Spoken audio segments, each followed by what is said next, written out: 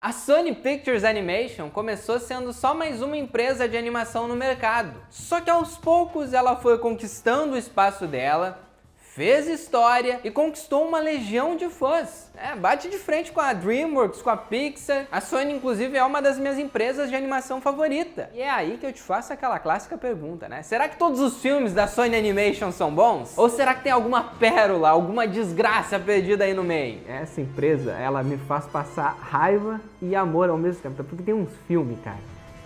A gente vai falar aqui, tá? Eu dividi esse vídeo aqui em duas partes. A primeira parte vai ser focada nas primeiras animações da Sony. Tá dando onda, tá chovendo hambúrguer, Hotel Transilvânia. E aí a segunda parte a gente vai falar já de algumas desgracinhas, né, que aconteceram ali. Emoji o filme, o bicho vai pegar 4 e também alguns espetáculos como o Aranha Verso. Inclusive a parte 2 desse vídeo aqui da Sony já tá confirmada no Projeto Corneta. Semana que vem, se inscreva pra não perder e já deixa aqui nos comentários que eu quero saber qual que é o filme da Sony que você mais odeia, que te faz passar ódio. Eu vou falar aqui o que eu mais odeio, mas eu quero saber de você. Deixa nos comentários. E bora falar aqui no Projeto Corneta dos piores e melhores filmes da Sony Pictures Animation, parte 1.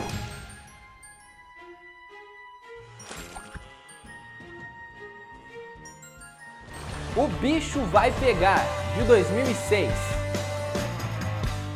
O Bug é um animal silvestre que na realidade vive como se fosse um animal doméstico. Ele foi adotado quando pequeno pela guarda florestal Beth. Lá ele vive na garagem, é tratado como se fosse um cachorrinho, tem comida pronta, tem água pronta. Ele tem tudo que um animal quer, né? Ele não tem que fazer esforço nenhum de caçar e nem nada do tipo, mesmo sendo um urso. Só que aí acontece o seguinte, ele percebe, né, o Bug, que isso não tá bom pra ele. Genial, né? Não tá bom ter tudo na minha mão. Vamos pra floresta! Um dia acontece que ele encontra um cervo, né, que é o Elliot, e o Elliot começa a induzir ele a fazer coisas diferentes, sabe? Ele fala, mano, tu é mó bunda mole, tu fica aí na garagem, minha vida é muito melhor que a tua, eu tô na floresta, papapá. E aí, né, o Bug começa a fazer algumas coisas erradas que assustam as pessoas da cidade. Elas pensam, pô, esse urso daqui a pouco vai atacar nós, né? Não sei, ele tá pirando. E essa, pra quem não sabe, na época, foi a primeira animação da Sony Pictures Animation. E geralmente o que se espera, né, de uma primeira animação, como é de costume das empresas, é algo assim, ó, espetacular a nível muito bom.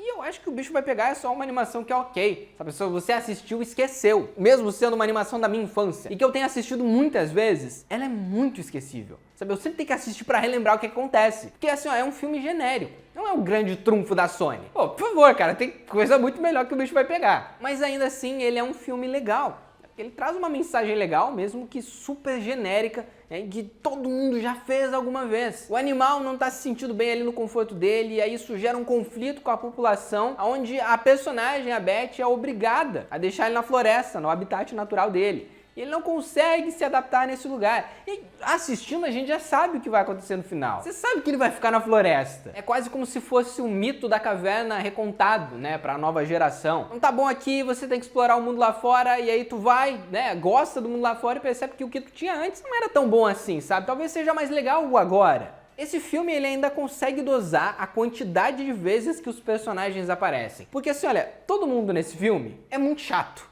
Sabe? O Bug é um personagem que eu não consigo me identificar com o Bug. Não é pela questão dele ser um urso, mas é porque não gera aquela conexão, sabe? Assim como o Elliot. O Elliot é um personagem super chato. Ele tem pouco tempo em cena e graças a Deus que ele tem esse pouco tempo em cena. Porque assim, ó, eles conseguiram dosar e a dosagem e a quantidade que cada personagem aparece e a gente vai sendo introduzido, né? Tem os castores e aí tem os alces, aí tem esquilos, tem mais uma galera que tá ali. Legal, sabe? Eu acho que a gente consegue se divertir um pouco com as piadas do filme, principalmente. Esse filme ele é muito engraçado. Só que logo depois que acaba esse filme, a gente fica...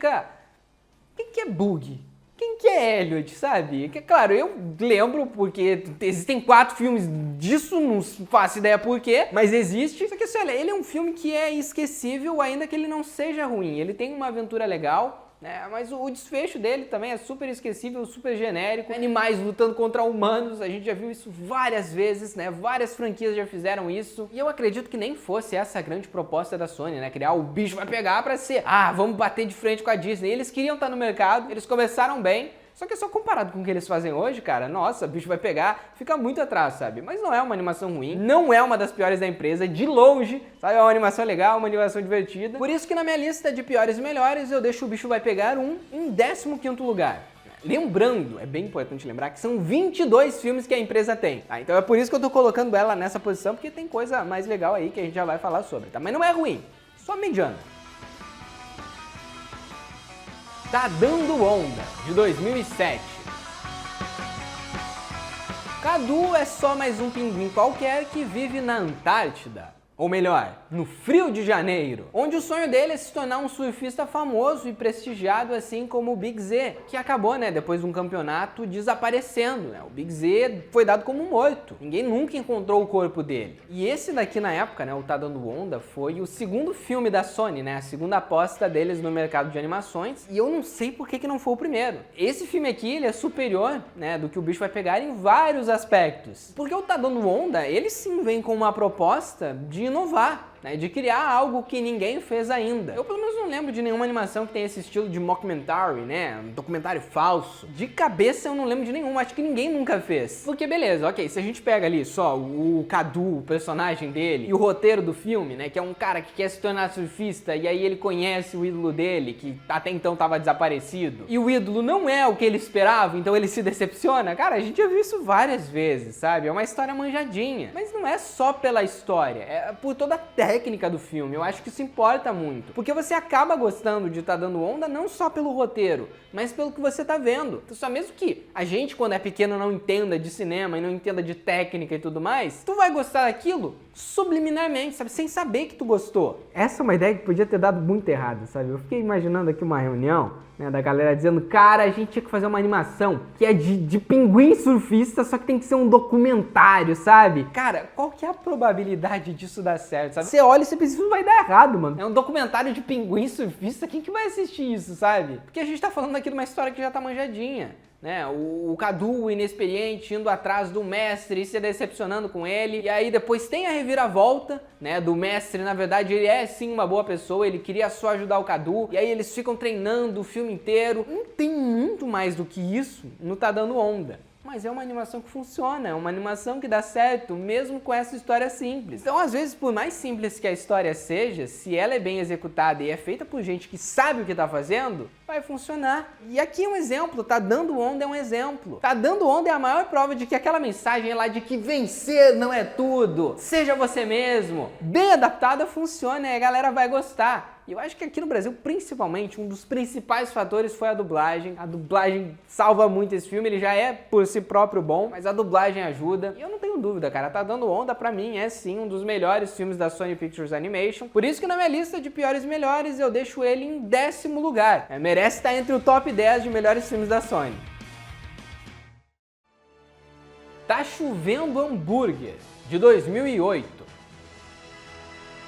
O Flint é um menino que cresceu sem mãe, uma cidade que é conhecida como a capital da sardinha. Então ali, tudo que você faz que fuja da sardinha, eu quero ser um astronauta, não vai, que aqui é a capital da sardinha e tá todo mundo destinado a ser pescador, vender sardinha, fazer propaganda de sardinha, enfim. Ele quer ser cientista. E ninguém põe fé nisso, num cara que nasceu na capital da sardinha, na boca da maré. Tanto que todo mundo tira sarro dele, o próprio pai não acredita, acha que ele tá perdendo tempo ali, tentando se descobrir como cientista, enquanto ele podia simplesmente pegar o mais fácil, que é assumir a loja de sardinha do pai, e seguir a vida, sabe? E assim vai ser o teu filho, o filho do teu filho. Então, vamos parar dessa bobagem de cientista, mas o Flint não quer. Ele acredita no potencial dele. Ele sabe que não é porque ele nasceu na boca da maré que simplesmente ele vai ser um cara que vende sardinha. Só que acontece que uma repórter, que é a Sam, vai pra boca da maré fazer uma reportagem e o Flint se encanta por ela, Ele se apaixona a ponto dele querer impressionar a menina e mostrar que ele é um inventor bom. Então começa a chover comida. Ele inventa uma máquina que faz comida, Água, comida e tá chovendo ali.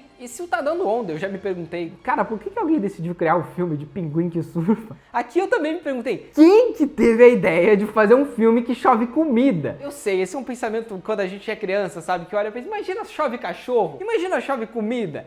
Ok, a ideia é legal, mas será que executada ela funciona? Porque, ok, vai chover comida, qual que é a história do filme? E não é que eles conseguem realmente pegar essa história de comida chovendo do céu e transformar ela num filme de 1h30 que prende você. Porque assim, olha, eu gosto dessa animação porque ela já consegue fugir um pouquinho do clichê que você espera. Porque, ok, ele criou uma máquina que faz chover comida. O que se espera? Que vai acabar a fome no mundo? Que ele vai resolver os problemas das pessoas? Vai tirar emprego de várias indústrias aí? Não! Que nada. É desastre. Vai ser... A comida vai se revoltar contra os humanos. Esse feito do Flint, de ter inventado uma máquina que faz chover comida, deu muito destaque pra cidade. E destaque pra ele, né? Ele virou um cientista renomado. Então a galera começou a acreditar nele, só que de repente deu tudo errado. A comida se revoltou, a comida ganhou vida. Eles estão atacando a cidade e ele precisa dar um jeito nisso. E aqui os personagens, né? Diferente das duas outras animações que eram animais, eles são humanos. Só que não só por eles serem humanos que eles funcionam, é porque eles não são estereótipos, né? De personalidades fortes. Eles são seres humanos que você olha o filme e você consegue se identificar. Mesmo que eles não sejam memoráveis, a história é legal, sabe? É um pouquinho diferente do tradicional. E eu acho que aqui eles começaram a engatar mesmo no trilho. Fizeram um filme legal, com uma ideia diferente e que prende a gente.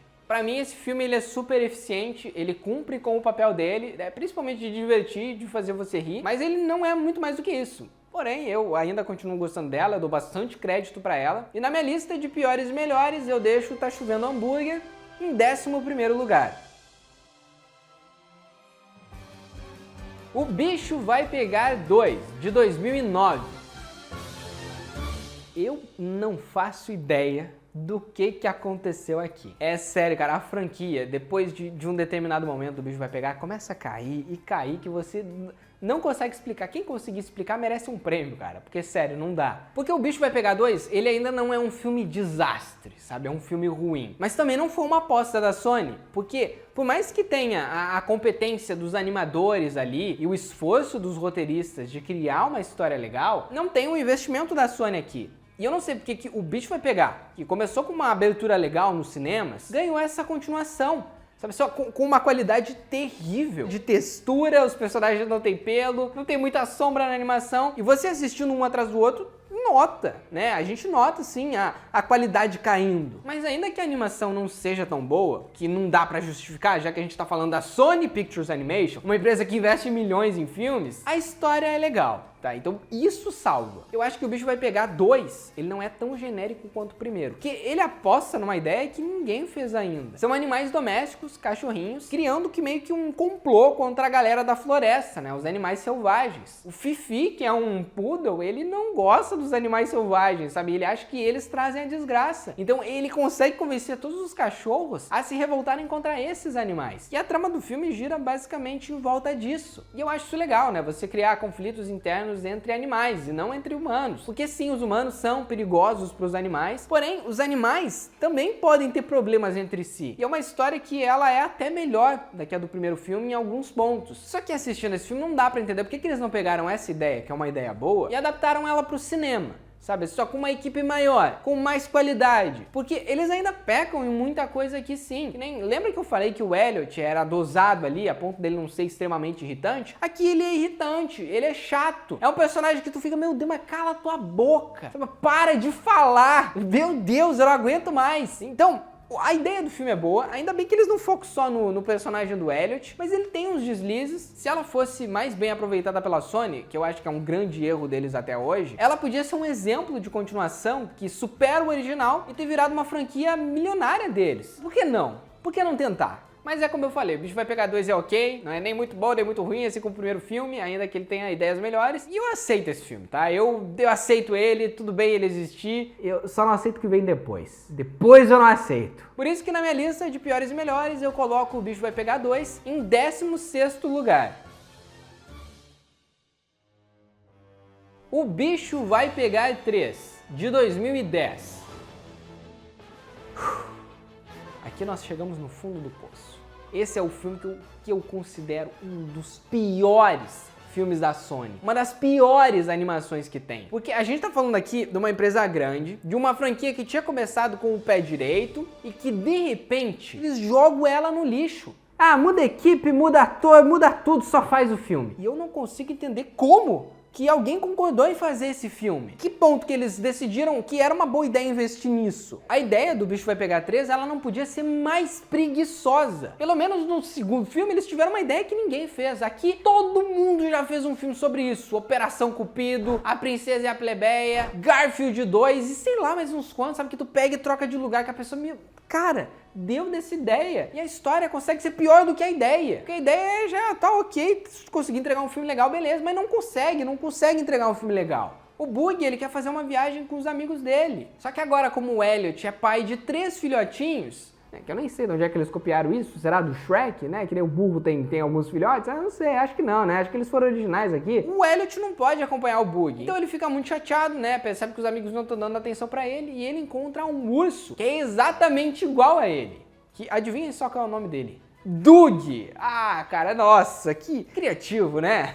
E aí o Bug, ele decide que é uma ideia legal trocar de lugar com o Doug, porque o Doug, ele faz parte de um circo, então ele fica viajando a vida inteira, e aí o Bug acha que a vida dele vai ser assim. E o Doug, cara, eu tô falando tanto Bug, eu nem sei se tu tá entendendo, mas dane, sabe? Nem tem que entender esse filme. O que importa é que eles trocam de lugar, tá entendendo? E tu fica, vai te catar, mano, é sério que é isso? E aí o filme inteiro, eles desconfiando que aquele urso novo é o Bug. Será que esse é o Bug? É óbvio que não. Dá pra ver que não é o Bug, velho. E aí o Bug tá lá no negócio do circo e nossa, que negócio chato, sabe? Isso aqui a história não vai pra frente, que não desenrola. E a animação consegue ser pior do que a do segundo filme. Só faltou eles terem deixado umas imagens estáticas ali, porque é muito ruim. E ninguém presta nesse filme, nenhum personagem é legal, nada é legal aqui nesse filme. Não tem um momento que tu vai dizer, nossa, esse momento é muito bom, não tem. Sabe, isso aqui às vezes tu consegue pegar uma palhinha ali do filme, ah, que legal, isso não tem, não existe. Esse filme é um desastre total e eu fico impressionado como uma franquia, que nem o Bicho Vai Pegar, conseguiu chegar na vala. Ou Esse Bicho Vai Pegar 3, sabe, só quiseram usar a franquia, né, o nome da franquia que já era famosa, pra fazer um terceiro filme, pra conseguir vender cópia digital, DVD e não sei mais o que. E aí suja a franquia dessa maneira, cara, por favor,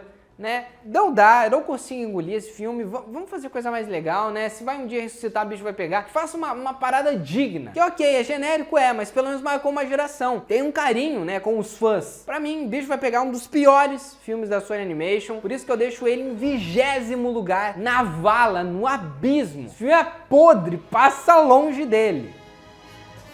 Operação Presente, de 2011. É impressionante como as melhores animações da Sony Pictures Animation são desconhecidas. Poucas pessoas conhecem Operação Presente. Você conhecia? Eu acredito que não, cara, porque essa animação é super desconhecida e que animação fantástica, cara, sério. Que filme bem feito. Você, quando tu olha, dá gosto de tu tá vendo uma coisa legal. O Operação Presente é um filme que foi produzido em parceria com a Aardman, que é uma empresa que faz muitos stop motion. Eles são muito bons no que eles fazem e aqui não seria diferente. Eu acho que aqui eles acertam mais uma vez. Quem não sabe, eles já fizeram A Fuga das Galinhas, Wallace e Gromit. Os caras são muito bons. Porque sim, a qualidade do filme ela é muito boa, mas eu acho que a gente preza, principalmente quando tá assistindo, é se a história é boa. E aqui a história é ótima. Porque geralmente nos filmes de Natal, eles gostam de exaltar o Papai Noel, como o Papai Noel é bondoso, como ele é um ser milagroso que ajuda as crianças. E aqui não, o Papai Noel é uma pessoa que tanto faz, sabe? Ele é meio bundão, ele não se importa muito com o Natal, ele faz porque esse é o serviço dele. Então ele é o Papai Noel, em seguida vai ser o filho dele, e aí ele vai passar de geração em geração, né, para um novo Papai Noel. E como isso vem acontecendo há muito tempo, a cada geração, né, que assume o manto do Papai Noel, o espírito natalino se perde. Porque antes se usava rena, se usava trenó, agora eles usam nave, né? É uma coisa diferente. E eles não querem saber do espírito natalino, eles querem saber de entregar presente, sabe? Eu sou Papai Noel, faço meu trabalho e é isso aí.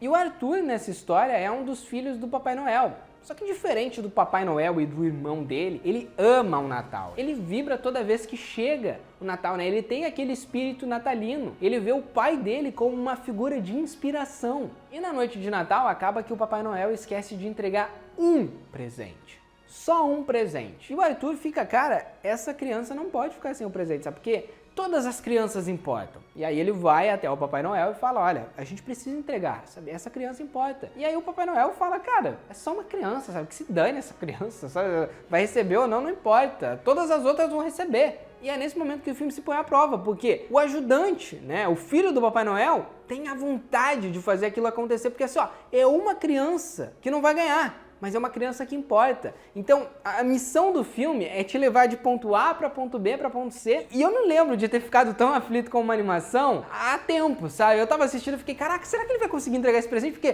falta 5 minutos pro filme acabar e ele não conseguiu ainda. Então, é um filme muito legal, é um filme muito bem pensado, muito bem feito. E ele toca naquele sentimento de Natal, sabe? Não só no sentimento de Natal, mas no sentimento de amor ao próximo. Porque, cara, ok, é uma criancinha, mas ela importa também. E eu tô falando sério, cara, pra mim Operação Presente é uma das grandes surpresas da Sony. Me deixa realmente chocado que as pessoas não conheçam esse filme, porque, cara, de verdade, é uma obra-prima, é um dos melhores filmes de Natal. E eu coloco ele em terceiro lugar na minha lista de piores e melhores filmes da Sony Pictures Animation. Piratas Pirados, de 2012. O Capitão Pirata quer ser o grande pirata do ano. E ele quer a todo custo provar para a tripulação que ele é sim um bom pirata, né? Que ninguém é melhor que ele. E ele vai fazer de tudo para conquistar isso aí. Só que no meio dessa aventura, para você ser um pirata, né, o melhor pirata do ano, você tem que roubar muito ouro. E ele acaba que encontra o Charles Darwin, que para quem não sabe, o Charles Darwin é aquele responsável pela teoria da evolução das espécies, né, a teoria de Darwin. Então o filme ele começa seguindo uma linha que você não entende muito bem qual que é a motivação do pirata, e de repente ela muda, ela vai para um outro lugar e começa a falar de um contexto histórico. E eu fiquei, cara, isso é interessante, sabe? Porque eu achei que ia ser só um filme de pirata e não. Eles estão explorando uma parada que é muito séria. Porque esse cara é o responsável pela teoria da evolução das espécies, sabe? E no filme, eles brincam que um pirata é muito mais importante do que o Charles Darwin. Eu achei isso genial, sabe? As piadas desse filme são muito legais. E não só isso. Como ela é uma animação em stop motion, e outra vez, o filme tá sendo produzido pela Aardman Studios, tem coisas que eu tava assistindo e eu fiquei, cara, como que eles fizeram essa cena, sabe, em stop motion? Como que eles criaram essa água e esses efeitos especiais? Porque isso realmente impressiona, né? Você vê quando tem um carinho da equipe em criar uma coisa legal, não só contar uma boa história, mas também fazer um bom filme que impressiona. Porque, cara, isso é arte. A pessoa que fez isso tem amor pro que ela faz. Ela sabe o que ela tá fazendo. E eu amo assistir animação que tem uma alma e que também tem uma história, né? Principalmente tem uma boa história. Porque o Capitão Pirata, ele quer muito fazer dinheiro. E ele acaba descobrindo que o papagaio dele é um dodô, que é uma ave que tá extinta. E aí, o Charles Darwin diz que ele pode ganhar muito dinheiro com essa ave. E aí a reputação dele se põe à prova, né? Porque, cara, ele é um pirata, ele faz coisas más, então se ele quer dinheiro, que ele quer ganhar muito dinheiro, ele vai ter que vender o papagaio dele. E por mais que entre naquela história de, mas isso é muito parecido com o que eu já vi, ela consegue ser diferente, porque ela tem um estilo diferente. Então, esse é um outro exemplo de uma animação que eu nunca vi nada igual. Mesmo sendo stop motion, mesmo tendo uma história que, ok, você já sabe que o personagem, ele vai acabar no final se redimindo, ele não precisa provar isso pra ser um pirata, a gente já sabe disso, né? É normal, geralmente, animações fazer uma coisa genérica, nem sempre, mas na maioria das vezes. Só que ainda assim é uma animação boa, porque você vê carinho, você vê dedicação, e eu gosto de ver isso, eu gosto de ver arte mesmo, e não coisa que nem o bicho vai pegar três que você praticamente destrói o conceito de animação. Esse é um outro filme fantástico da Sony, e eu deixo ele no meu top 7, em sétimo lugar, na lista de piores e melhores filmes da Sony Animation. Hotel Transilvânia, de 2012. O Drácula é o dono do Hotel Transilvânia, um hotel 5 estrelas dedicado só para monstros. Esses monstros acabam se hospedando lá porque eles querem fugir dos seres humanos. Que aqui são os monstros que têm medo dos seres humanos. E antes de assistir o Hotel Transilvânia, eu vou confessar que eu tinha um pouco de preconceito com esse filme, que ele sempre me passou uma cara de ser muito infantil, sabe? Mas não, cara, eu decidi dar uma chance. Ok, a gente tem, né, o Frankenstein, tem o Drácula, tem a Múmia, totalmente reimaginado, né, pra essa geração nova, mas funciona. Sabe? É um filme que é muito bom e tem vezes que não parece que ele foi pensado para criança. Mesmo que ele tenha esse visual cartunesco e infantil, eu acho que esse filme ele funciona muito bem com gente adulta também. Porque aqui a gente sente que a equipe de roteiristas, eles estavam livres. A Sony chegou neles e disse, olha, a gente quer um filme que tenha monstro, mas faz o que tu quiser. E eles começaram, vamos botar essa piada aqui e essa ali. Cara, não é que funciona, as piadas são muito boas. Esse é um filme que a gente termina e sai alegre, sai sorrindo,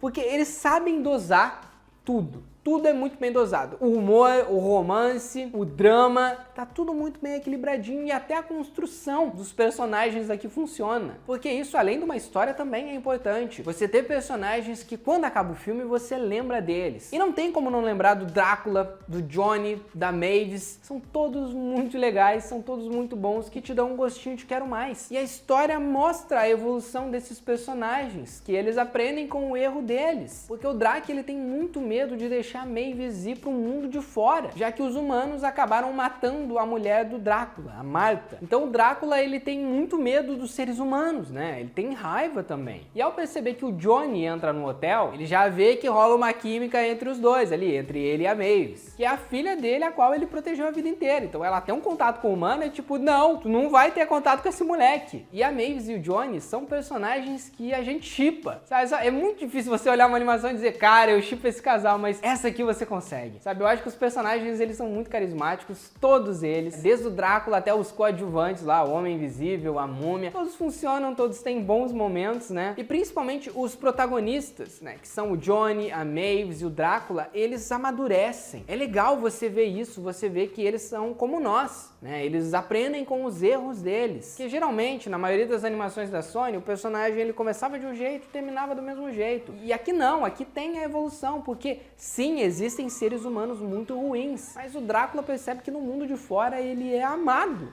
Né? A galera ama o Drácula. E provavelmente é isso que iria acontecer se tivesse um Drácula, né, de verdade aqui no mundo real. A gente ia gostar dele. Desde que ele não bebesse o nosso sangue, mas a gente ia gostar. Então ele é um filme que ele é muito bem lembrado por causa dos personagens também. A gente acaba querendo mais daquilo. E eu adoro o primeiro Hotel Transilvânia, esse filme é fantástico, cara. Ele tem começo, meio e fim muito bem trabalhadinhos, é um roteiro muito bom, muito bem escrito. Qualidade Sony Pictures Animation de se admirar, né, de botar num pódio e dizer isso sim que é animação. E é o que eu vou fazer agora. Coloco ela em quarto lugar na minha lista de piores e melhores filmes da Sony. A animação nota 10. Tá Chovendo Hambúrguer 2, de 2013.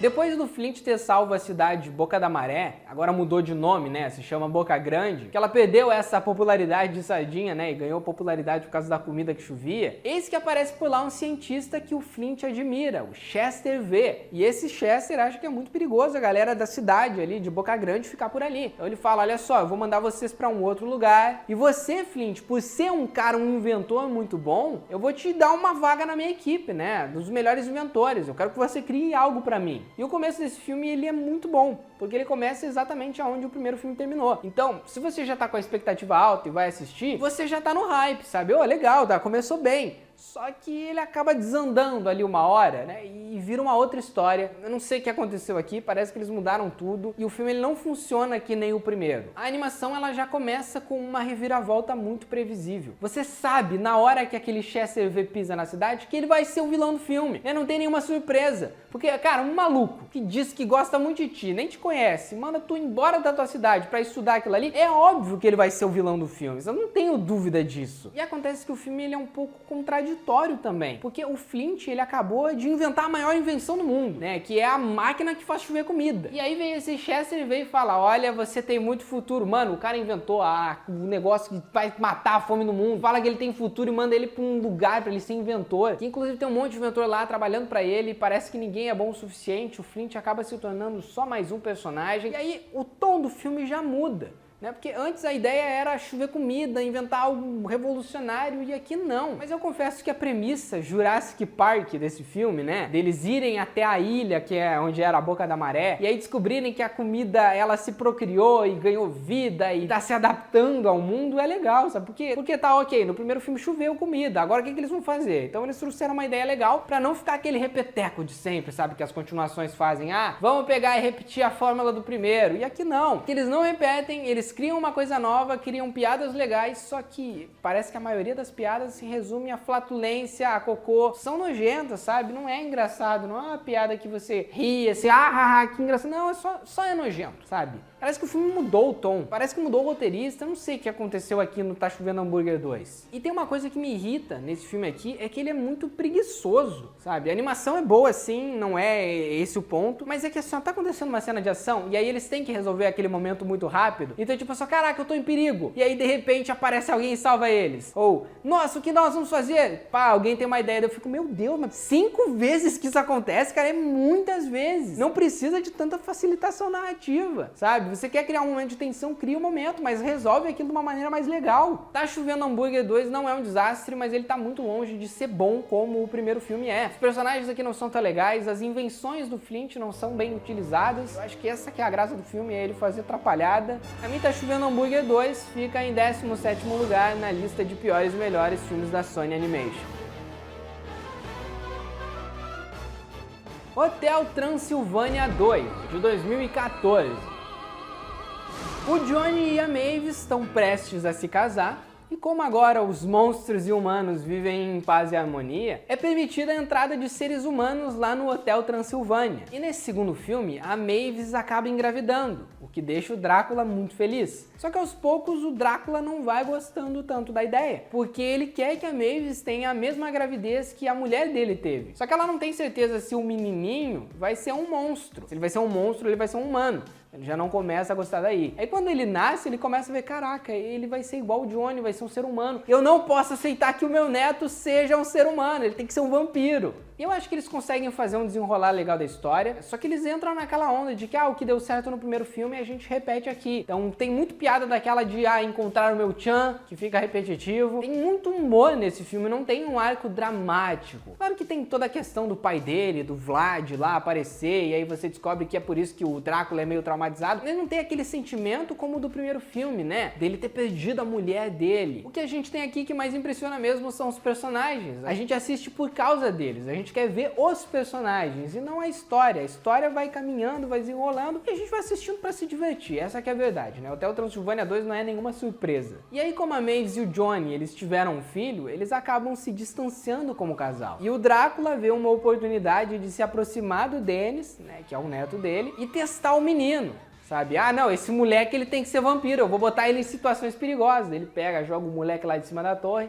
Cara, esse filme, olha, eu tô falando, é por isso que parece que o Hotel Transilvânia não é pra criança, sabe? Porque às vezes ele não tem limites. Mas a história é boa, é legal, dá pra se divertir ainda, eu acho que no segundo filme. Mesmo que ele seja um repeteco do que funciona no primeiro filme, é um filme legal, não vira uma continuação nada a ver, sem qualidade, sabe? Sem roteiro bem escrito, sem piada que funciona, né? Sem humor escatológico, que eu detesto. E o desenrolar do filme, ele tá muito desconexo com o final, que a gente fica uma hora acompanhando o desenrolar da história e chega no final do filme, parece que é outra coisa, parece que mudou, eles criam um inimigo que nem tava no filme, só pra colocar à prova os instintos do Dennis, né, que ele tinha que descobrir os poderes dele. E eu acho super clichê também, sabe, não tem nenhuma reviravolta, sabe, ele poderia ser normal e tava tudo bem. Enfim, é um filme legal, é um filme que dá pra assistir. Não é a melhor animação da Sony, e eu deixo ela em 13º lugar na minha lista de piores e melhores filmes da Sony Animation. Angry Birds, de 2016. Angry Birds é exatamente aquilo que você espera de um jogo que não tem história nenhuma. Nada!